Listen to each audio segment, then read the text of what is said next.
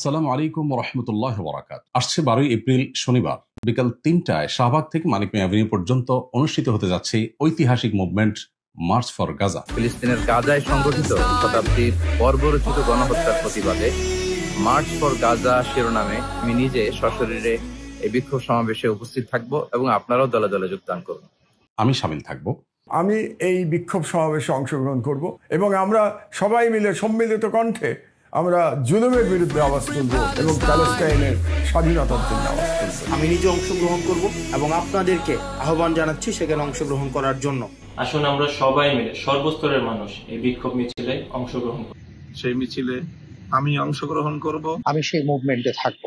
একসাথে নামি অত্যাচারের বিরুদ্ধে, সবাই একসাথে নামি অত্যাচারীর বিরুদ্ধে। আমি থাকছি, আপনিও আসুন। দল, মত, জাতি, বর্ণ, পেশা নির্বিশেষে সবাইকে এই প্রোটেস্টে অংশগ্রহণের জন্য আমি উদাত্ত আহ্বান জানাচ্ছি। আসসালামু আলাইকুম ওয়া রাহমাতুল্লাহি ওয়া বারাকাতুহু।